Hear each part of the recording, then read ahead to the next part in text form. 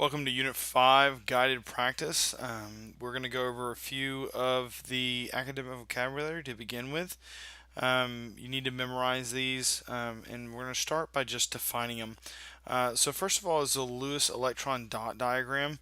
It is a diagram that represents the number of valence electrons of an atom. A chemical bond. It's the interaction of valence electrons that creates a new substance. An ionic bond, which is a chemical bond between two atoms, a metal and a nonmetal, where they are most stable when one atom transfers an electron. A cation is a positively charged ion. They're normally metals. Anions are negatively charged ions, and they are normally nonmetals. Our oxidation number. An oxidation number is the positive or negative charge of an element. A crystal lattice. That is how cations and anions are arranged in an ionic compound. And then we have a mole. A mole is the number of atoms in 12 grams of carbon 12. Avogadro's number is 6.02 times 10 to the 23rd. That is how many atoms are in 1 mole. And then molar mass. That is the mass of 1 mole of atoms of any substance. And if we're looking at an element on the periodic table, it is the average atomic mass. We're going to start off by reviewing the idea of electron dot diagrams. And so the first thing it says is what types of electron dot diagrams are illustrated. And you actually have a couple of different choices. And the two choices you have are number 1, valence electrons, and number 2, you have shielding electrons that are sometimes called inner electrons. So whenever you have a valence electrons, remember valence electrons are the ones that are involved in bonding, and bonding is what we're looking at when we talk about electron dot diagrams. So remember, the bonding only occurs with the outside electrons, which we call the valence electrons. Okay. Next, it wants me to draw an electron dot diagram for a couple of atoms. So the first thing I'm going to do is I'm going to walk you through potassium. Remember, potassium is the element K, and you always start with the element K. Remember, it only refers to valence electrons, and so then you locate potassium on the periodic table. Since you find potassium in group 1, you can now say, okay, since it's in group 1, it's going to have 1 valence electron. So you draw 1 valence electron, and that 1 valence electron, that's the electron dot diagram for it. Okay, next for silicon, remember silicon is in group 14, and so the one thing that I want to caution you about is remember, whenever you're doing silicon, the first thing that you have to do is we have to have 4 valence electrons. The first 2 valence electrons go together. Remember, those represent the s orbital. So you put those first 2 together, and then you distribute the other 2, and when you do, you should get something that looks something along the lines of that. And finally, for argon, you should have something that looks like this.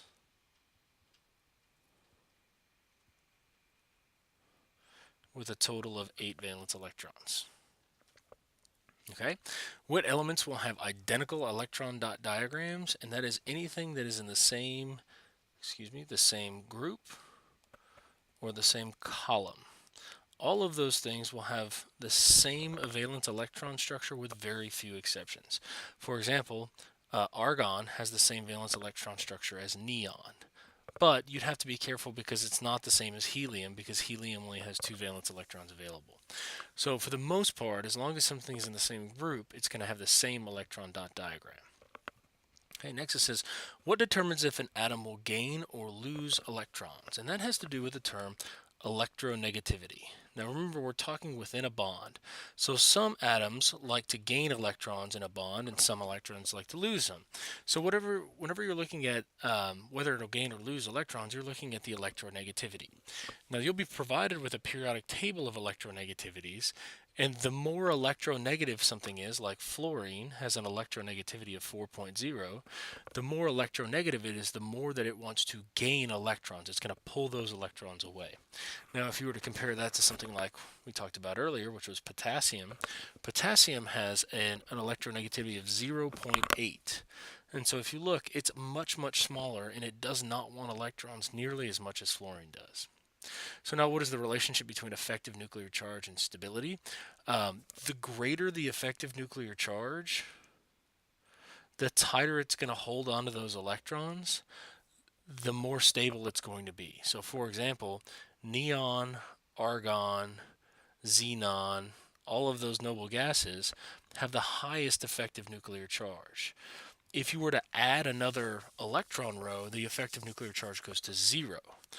But as is, they have the highest possible effective nuclear charge. Okay, next, it wants you to name these ions below, and this is something that you should be familiar with. This is a polyatomic ion, so it's a polyatomic ion. It's going to be a chlor 8. There's nothing you can do other than memorize those. For example, this one right here, you should know is carbonate, and there's really nothing you can do other than memorize it. And then finally, you have, this isn't just an element by itself, and when you have an element by itself, we just call it its name, and in this case, it is barium. Next, it says, write the formulas for the following. Once again, this is just another thing that you have to memorize. Perchlorate is ClO4 minus, and sulfite is SO3 2 minus. Just memorization at this point. So how does the strength of ionic bonds compare to other types of bonds? We consider ionic bonds are strongest because they create positive and negative charges, full positive and negative charges. Ionic bonds are the strongest. So what does that mean for melting point, lattice energy, those sort of things? Well, whenever you look at melting point, I have something that's like NaCl. NaCl. In order to melt something, you have to separate these things from being a solid structure into being two separate compounds, two sodium chlorides. Because of the positive and negative charges between them, you're going to have a really strong attraction.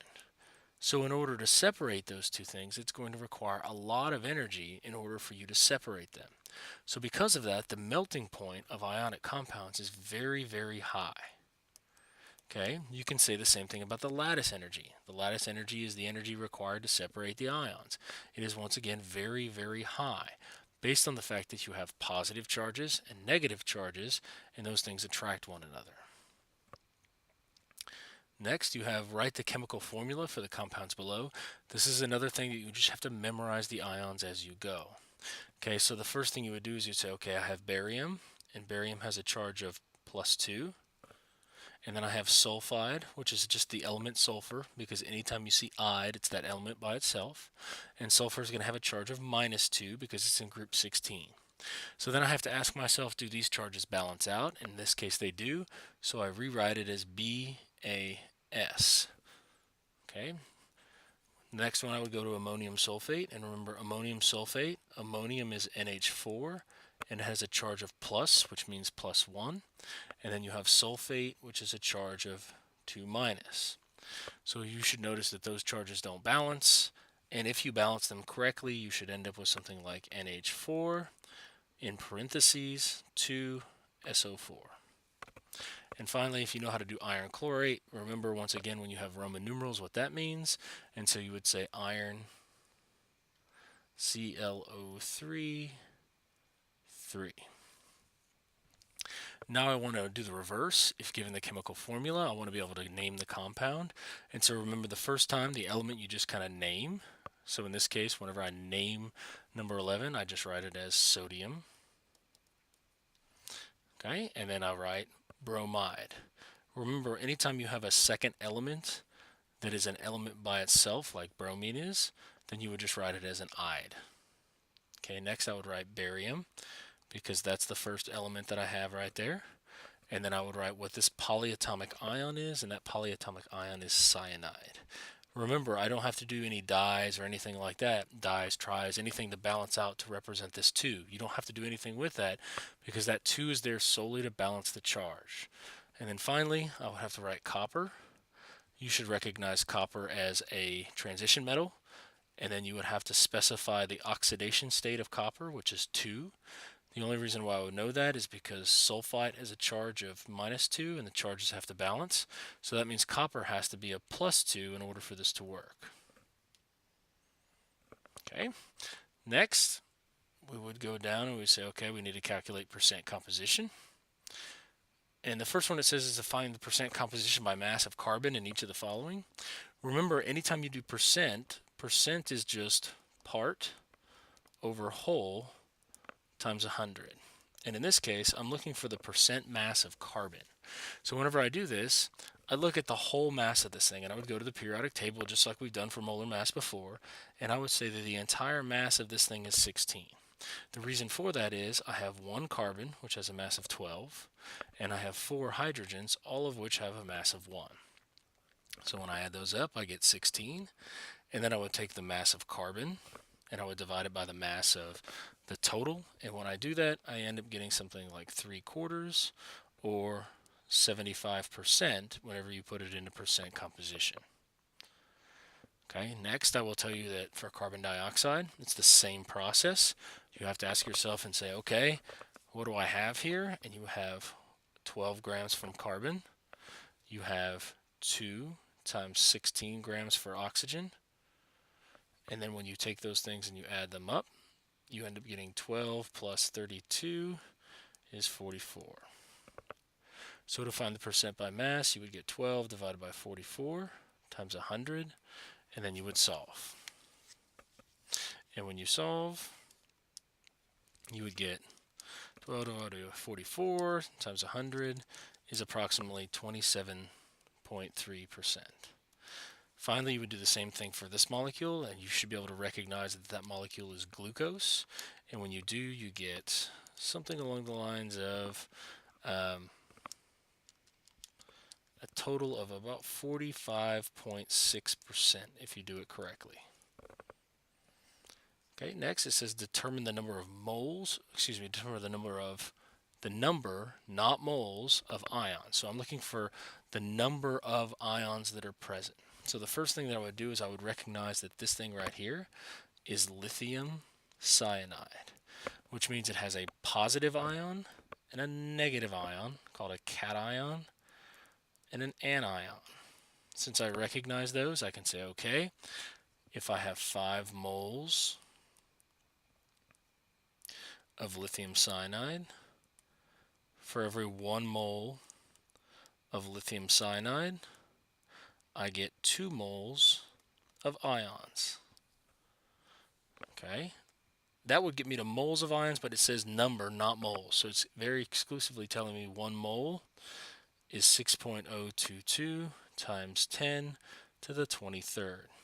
So now what I would do is I would enter in my calculator 5 times 2 times 6.022 times 10 to the 23rd, and I would get a final answer of 6.022 times 10 to the 24th.